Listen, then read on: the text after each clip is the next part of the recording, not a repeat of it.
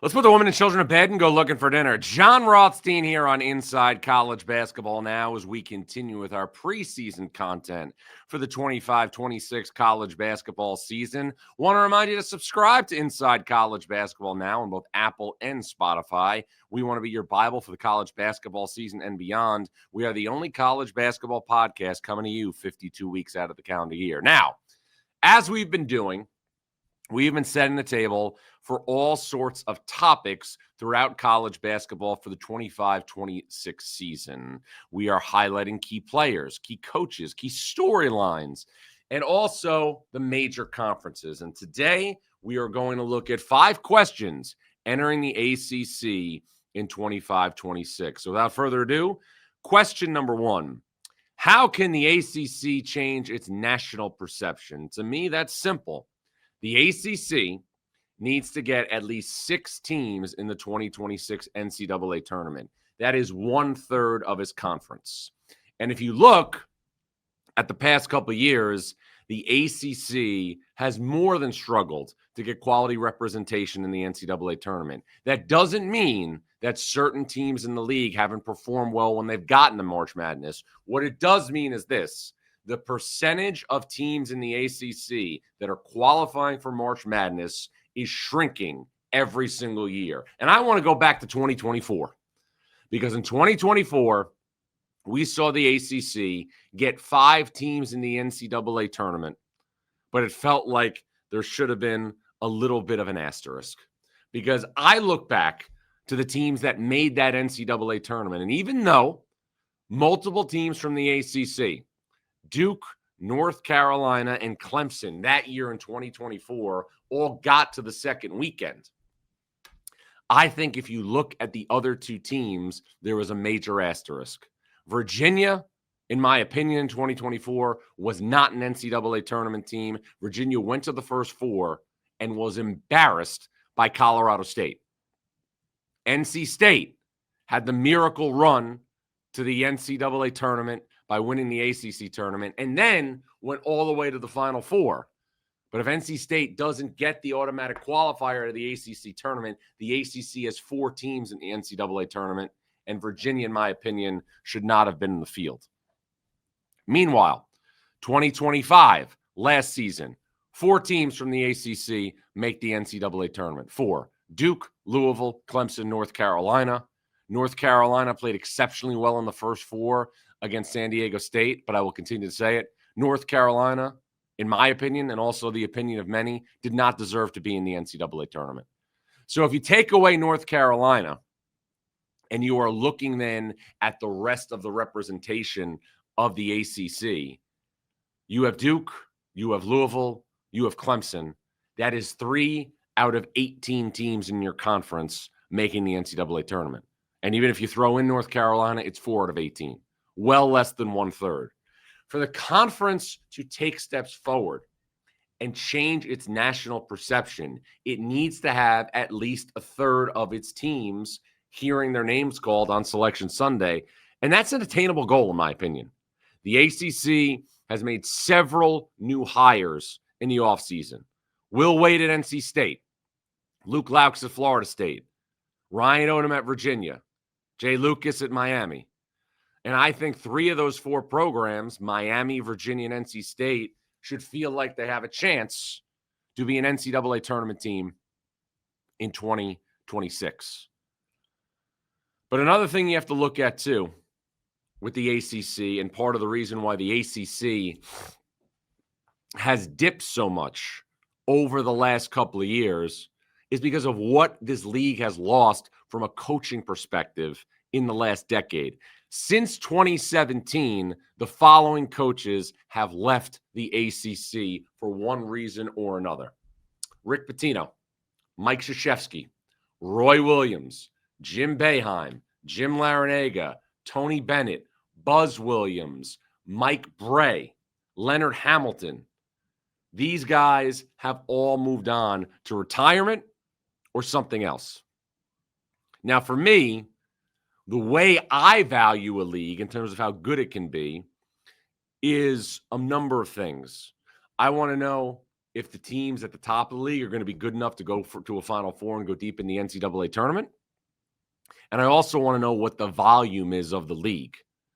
So I look at the ACC as getting 4 teams in as being a terrible, terrible reflection on the conference. And that's why you're starting to see now in the last 2 years, other programs from other leagues get opportunities to go into the NCAA tournament over ACC teams. The SEC had 10 more teams in the NCAA tournament last year than the ACC. The Mountain West had 4 teams in the NCAA tournament last year. The ACC also had 4. And the Mountain West had 6 teams in the NCAA tournament in 2024, and the ACC had 5. I'm not saying those teams in the Mountain West are better, but what I'm saying is when you look at the percentage of the teams, if 6 out of 11 got in 2024 and 4 out of 11 got in 2025, that's a higher percentage than the ACC. ACC, I went through the 4 teams. The Mountain West had San Diego State, New Mexico, Utah State, Colorado State. The ACC for years was America's proudest conference. The ACC for years had known commodities at the top. But the great brands in the ACC have taken a major dip over the last 5 or so years. And if the ACC is going to be, again, a national threat at the top to be in the discussion, to be the best conference in college basketball, you need North Carolina to be vintage North Carolina, to give you a mainstay with Duke. But for many years, Tony Bennett had Virginia at the apex of the sport. Virginia has not won an NCAA tournament game since it beat Texas Tech in the national title game in 2019. Syracuse has not been to the NCAA tournament since 2021. Florida State, for many years, was a threat to go deep in the NCAA tournament under Leonard Hamilton. The Seminoles have not been there since 2021. Notre Dame, which was a mainstay at the top of the ACC when it transitioned to the conference from the old Big East, has been to 1 NCAA tournament since 2017. Keep in mind, Notre Dame went to the Elite 8 in 15 and 16 and lost to Kentucky and Wisconsin, respectively. You need your great brands to be flourishing if you're the ACC. And that is why I think if you look at the bar for this conference, you got to get 6 or more teams in. You have to get a third of the teams in. And another thing we got to keep in mind is this. We are in a time now where realignment is obviously always going to be on the table for college sports. So if you look at now the basketball brands that were added to certain leagues in realignment, look at the Big Ten. Oregon, UCLA, Washington, USC. Oregon and UCLA both won games in the NCAA tournament last year and have both been to the Final Four in the last decade.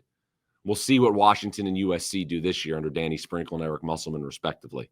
But the Big Ten's getting something out of those additions. The Big 12 added Arizona, Arizona State, Colorado, and Utah.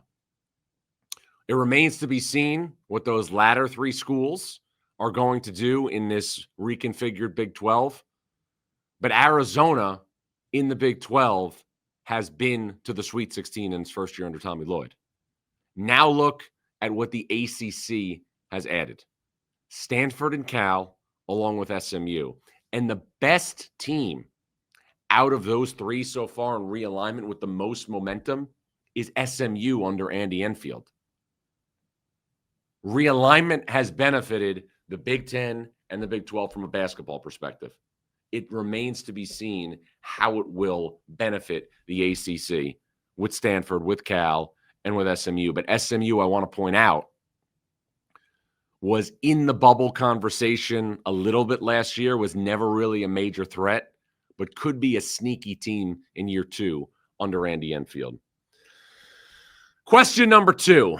Which player on Duke will step forward? Well, everybody knows that Cam Boozer is going to be the guy in bold print. He's going to be Duke's obviously highly touted freshman. He doesn't have the expectations that Cooper Flagg came to Durham with, but he has the expectations to be an All-American and one of the best players in the country.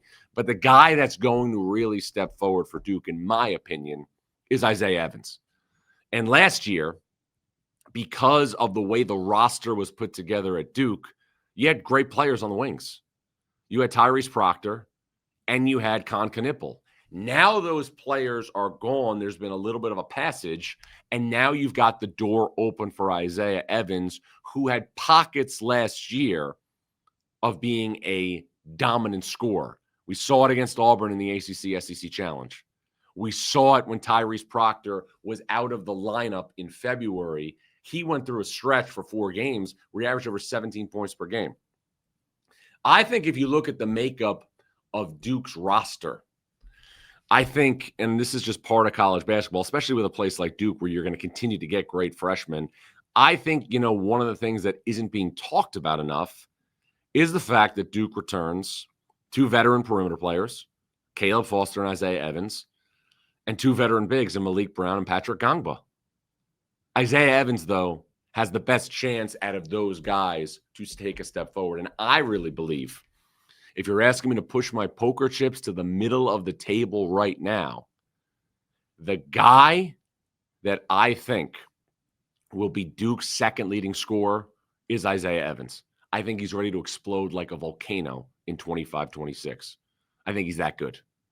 And I think he's that talented. And John Shire, who's been a guest on this show, has said he is hopeful that Isaiah Evans will be able to show his all-around game for Duke here in 25-26. But again, as we're taping this is only the preseason. Question 3. Is Louisville's hype warranted? I would say yes, and this is why. Last year was about changing the culture for Pat Kelsey. Last year was about changing the mindset of that program, which was filled with nothing but apathy in the 502. Pat Kelsey led Louisville to a 19-win improvement last season. But Pat Kelsey himself admitted when he was on this show that a 27-win season only put the Cardinals into an 8-9 game in the NCAA tournament. That's something that we have to remember, for all intents and purposes, is a direct indictment on league. So not just for Louisville, but for the entire ACC, the way to change the bottom line for this conference is to perform at a high level in November and December. And no team in the ACC understood that and put that into action more than Louisville and Pat Kelsey. And now I think what you have for Louisville in 25-26 is the best non-conference schedule in the history of Louisville basketball.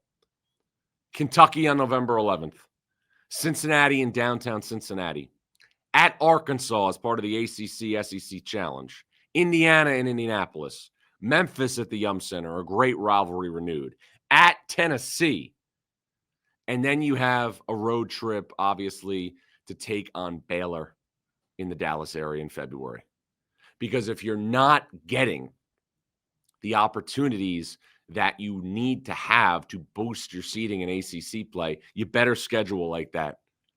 Because I'll say this, Louisville right now is scheduling out of conference almost like Gonzaga schedules out of conference, despite the fact that it plays in the ACC. And as far as Louisville's basketball team, I think you're looking at a unit on the perimeter with Michael Brown, with Ryan Conwell from Xavier, with Isaac McNeely from Virginia, with Adrian Woolley from Kennesaw State, Kobe Rogers as well from Charleston. I think you're looking at a unit on the perimeter that could be the deepest perimeter in college basketball this season. Now, all of these players are playing together for the first time, and that always makes me a little tepid.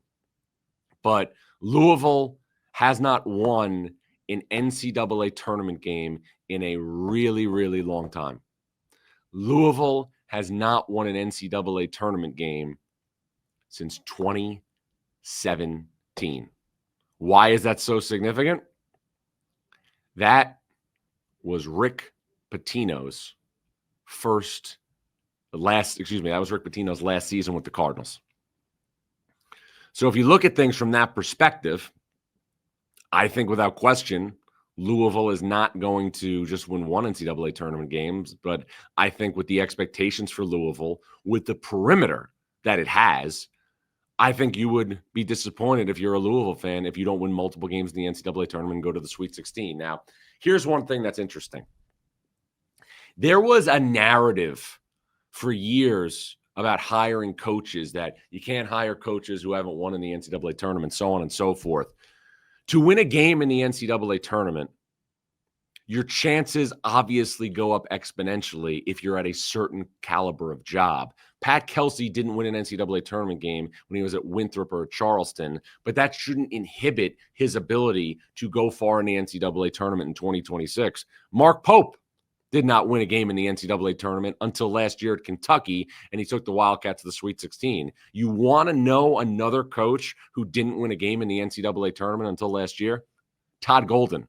He won the national championship. And I was concerned, as you're evaluating teams, how is Todd Golden going to take a group of players at Florida and be in a situation where he is going to lead them to multiple NCAA tournament wins without ever winning a game in the tournament prior? There was no experience. They had lost to Colorado in 2024. It didn't obviously inhibit the Gators. I don't think it will inhibit Louisville. And Louisville, again, to me, looks like it could have the deepest perimeter in the sport. And the thing that I look at when I'm evaluating this team long-term is what we're going to see up front. I think getting Ali Khalifa in shape, healthy, will be something that will be a little bit of a revelation to the college basketball fan who maybe didn't see him enough a couple of years ago when he was at BYU. He's the best passing big man in college basketball. Javon Hadley, a player who did great things at Colorado, was at Louisville last year, could be one of the great glue guys in the sport. And you hope that Kaysen Pryor, after suffering an injury last year, is also healthy. But Louisville's got all the tools. To me, the hype is warranted. I'm not ready to say that Louisville is going to be in play to be one of the top 5, 6, 7 teams in college basketball. But I do think that Louisville has all the requisites to win an NCAA tournament game for the first time since 2017, win multiple games in the 2026 NCAA tournament, and possess the best perimeter in the sport with obviously the best non-conference schedule in the history of Louisville basketball. And those games for Louisville in November and December will dictate the type of seed they have in the NCAA tournament. Next question. Can Darrion Williams carry NC State? That's to be determined. And I would even say no. Darrion Williams, to me, will be a preseason All-American in 25-26. He's that good. In the NCAA tournament for Texas Tech, he was ridiculous. He had Texas Tech on the cusp of the Final Four. And in 4 games for Texas Tech last March, Darrion Williams was 21, 7-3 for the Red Raiders and had the big basket against Arkansas in the Sweet 16 to send Texas Tech to the Elite Eight. But he needs help. Now, I do think that Darrion Williams being a focal point for Will Wade and NC State will be something that will be to his benefit. Last year, obviously, and for good reason, JT Toppin was the focal point for Texas Tech because he was the Big 12 Player of the Year and one of the best players in the country. Now it's Darrion Williams' show. But Will Wade, who has done nothing but win throughout his head coaching career, is going to need somebody else to be a consistent double-figure scorer if the Wolfpack are going to have a chance to win 20-plus games and be an NCAA tournament team in 2026. Trey Holloman is somebody from Michigan State who obviously is going to get a bigger piece of the pie at point guard. Terrence Arsenault is now on Act 2 of his college career from everything I've gathered from the people I know in Raleigh. They are very, very high on his ability to defend. And then there's Matthew Abel, a talented freshman who, again, is going to have a major role for NC State and somebody who I think that NC State is going to need offense out of. And also there's Van Allen Lubin, the transfer from North Carolina, up front. But one of those guys, Holloman, Abel, Arsenault, Van Allen Lubin, one of those guys has to be a consistent scoring threat, whether it's Alan Breed or Kadir Copeland, who came over from McNeese. That has to happen. I think Darrion Williams is in a scenario where he could be a 17-7-4 guy, but he's going to need help if NC State is going to move the needle and be an NCAA tournament team in his first season under Will Wade. In doing this as long as I have, one thing I remember that a coach told me, he's a Hall of Fame coach. He said, if your team does not have 2 or 3 all-conference players, you don't have a very good team.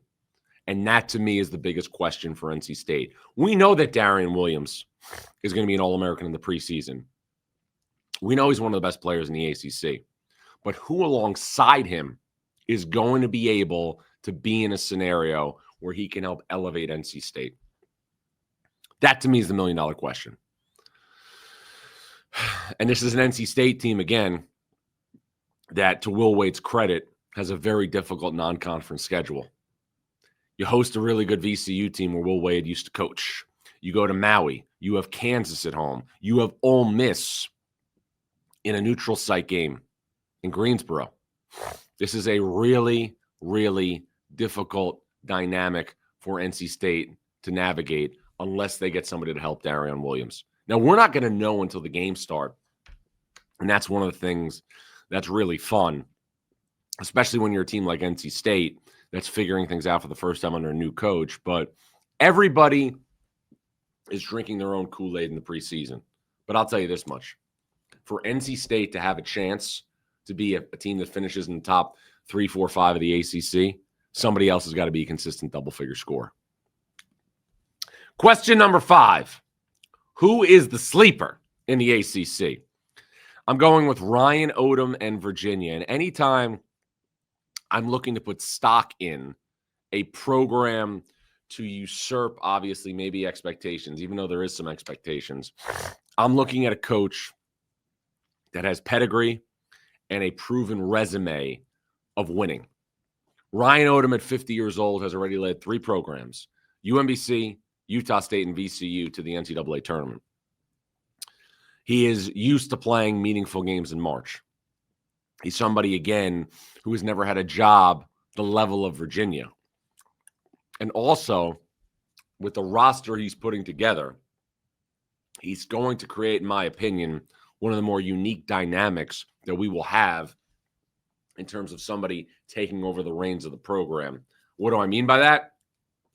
Virginia, for years under Tony Bennett, was viewed as maybe the least aesthetically pleasing, really good team in college basketball. They walked the ball up the floor. They won games 57-40.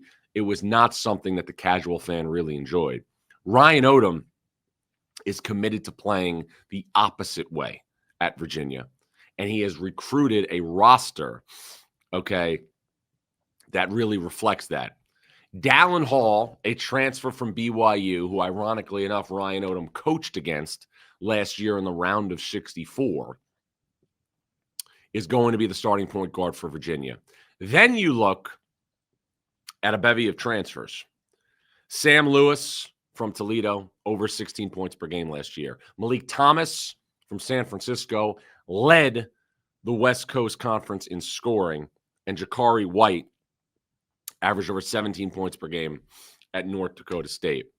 All 3 of those players last season made in excess of 59 three-point shots. And then you have 2 foreign guys up front, Johan Grunlow and Testa Ritter. Ryan Odom is tapped into the international market, and he also brings in Devin Tillis from UC Irvine and Ugana Onyensu, who, again, started at Kentucky and then went to Kansas State. Virginia, to me, feels like a bubble team and a team that will be right there for the NCAA tournament. So if you're forecasting now the ACC and you're looking at who's going to be in different tiers, this is what I would say.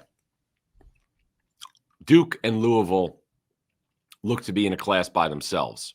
Then I think you have Carolina, NC State, Miami, and Virginia. I am very, very impressed and very bullish on the roster that Jay Lucas has put together at Miami. He hasn't coached the game yet as a head coach, but I'm very, very bullish on that roster. Trey Donaldson, True Washington, Malik Renew, and Ernest Uday are 4 players that are proven commodities in college basketball. So I think Miami's got a chance to be pretty good and be an NCAA tournament team in year 1 under Jay Lucas. Now, other storylines throughout the league to keep an eye on. SMU with Boopy Miller back, and obviously adding Jaron Pierre from Jacksonville State, I think is a dark horse bubble team in year 2 under Andy Enfield. You are also going to see SMU, with a recruiting class that they're very fond of. I think that's a team that's a potential bubble team. I also think that Syracuse and Notre Dame, 2 of those programs that I talked about at the start of the show, who are great brands for the league in basketball, have a chance to be significantly better. Syracuse added an all-ACC caliber player in Nathan George. Donnie Freeman's back. J.J. Starling's back. I hear great things about the freshman big man, Sadiq White.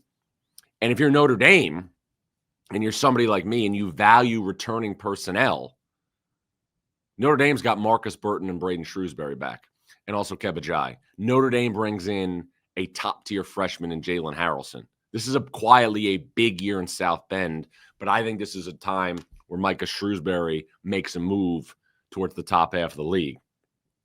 And then elsewhere, I think another team to keep an eye on is Virginia Tech. Mike Young is quietly one of the great offensive coaches that we have in college basketball. Mike Young has got 2 pieces up front that I really like. Amani Hansberry, transfer from West Virginia, who, from all accounts I've gathered, has got himself into incredible shape. Toby Lawal is another really good, productive ACC player. And Neoklis Abdalis, the international import, very quietly. He's not getting as much attention because he's playing, with all due respect, at Virginia Tech, not a blue blood program. This could be a guy who not a lot of people are talking about now, but by the 2nd or 3rd week of the season, they could say he's this year's Yegor Demon. He's that good. He's viewed that way universally. 2 of the players that, from talking to people who scout and evaluate internationally, that always seem to come up when I talk about players for the upcoming season, Neoklis Abdalis from Virginia Tech and Hannes Steinbach from Washington, as foreign guys who can have a major impact right away. So the ACC has a lot of interesting storylines. The ACC has a little bit more air in its tires than it's had in a long time.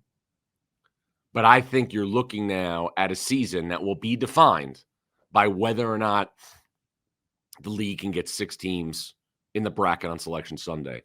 And I will say this.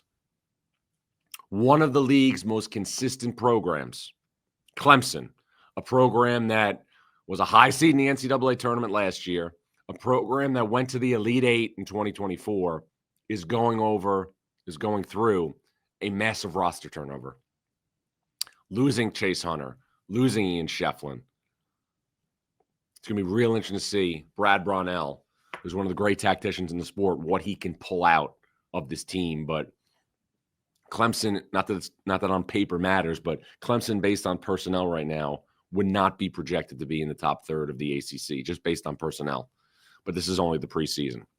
Want to remind you to subscribe to Inside College Basketball now on both Apple and Spotify. We want to be your Bible for the college basketball season and beyond. Once again, we are the only college basketball podcast coming to you 52 weeks out of the calendar year. I'm Jon Rothstein, and this is Inside College Basketball Now.